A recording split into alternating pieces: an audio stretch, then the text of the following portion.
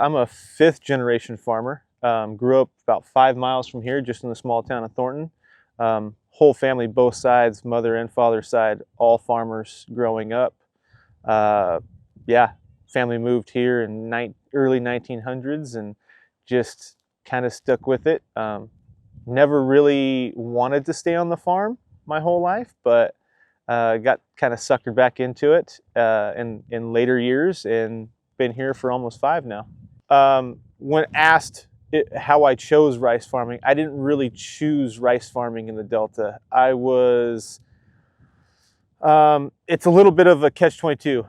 I'm a corn farmer by trade growing up my whole life, but seeing as peat soils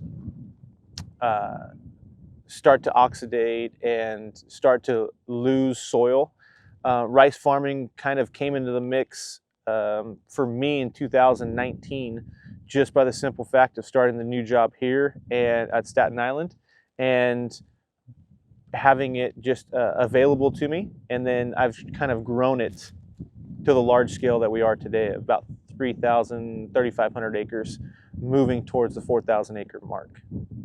The most impactful change that I've encountered is primarily in the Delta region. It's been smaller row crops that have been done. With the intrusion of vines and trees more into the Delta region, it's kind of narrowed that region down a little bit. And the corn farms have kind of transitioned or starting to transition into more monocrop, but higher value crops, I would say. So tomatoes and the vines and trees, but we've started to bring in more rice in the near past. Not so much on the industry trends. We're mainly forced into changing the way we farm, more of an aquaculture type because of the subsidence we have on peat soils, on the heavy organic soils. The biggest change we've had in this region is developing more rice in landscape. So the technology advances that we've had in the Delta region haven't advanced very much so far. We are a very, very small sector that's only maybe 15,000 acres now, compared to the 550, 600,000 acres in the North Valley, in Sacramento Valley. We're starting to be recognized a little bit more, but we only have a few varieties of rice we can actually grow here. And we're basically copying the same programs that they've used in the North Valley for years.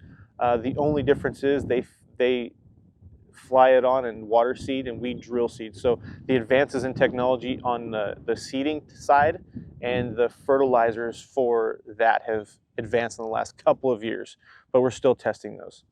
The Delta is very special, and the thing that makes it very special for me is I've grown up on the Delta, the rivers, my whole life, and it seems like it's like a hidden gem in California. It doesn't have, the big cities or anything like that. It's still kind of wild.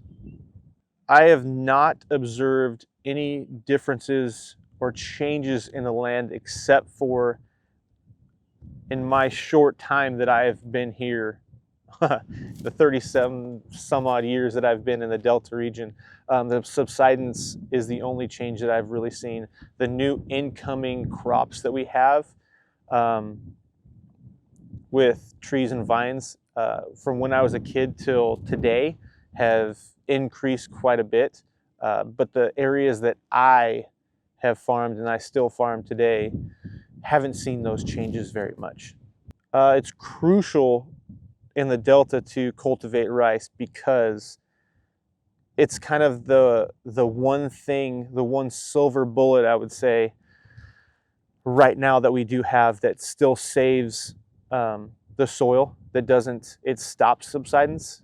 We're not sure yet. We're still studying and seeing if it accretes soil or not, but at least it stops the subsidence, and we're able to farm the soil the lands that we still do have and able to, and it's starting to see a change in, I would say, like the soil type, not necessarily changing the soil, but being able to do a lot more with the soil doing the aquaculture type. So my observation regarding the waterfowl and water birds and the wintering habitat here is we've seen a lot of, you know, ebbs and flows with drought years and flood years. And on those drought years, we have the water that's available to us to be able to grow rice. Because the Delta, we're sitting in kind of the heart of the North Delta right now. And we have that available water when the North Valley doesn't. So when they have half of the habitat in acres compared to, you know, rice farming and not rice farming, we have those acres that are here and flooded throughout that whole season and throughout those drought years.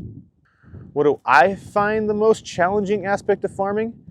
Trying to make enough money for everyone to still be able to work the ground and stay here and have jobs through, you know, the next 5-10 years. The most satisfying aspect of farming is be out here and working the land for me. I love being on the Delta and being able to see this gorgeous view every day. This farm covers around 9,200 acres on Staten Island. A typical day for me rice farming. Oh, it's very tough to say because every day is a different day and a different challenge, especially from different year to year. Normally I say we start in beginning of April, but we're sitting here on April 1st and barely starting to scratch the ground. I don't know that one. And they're so different. Every day is different. My advice for any farmer that's considering switching to rice farming is to jump on it as soon as possible, because we are eventually going to lose enough ground where we're not going to be able to pay for the levee systems to farm this ground anymore.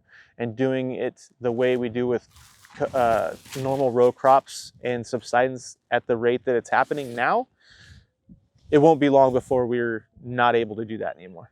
And being able to grow rice continues that legacy for the next generation.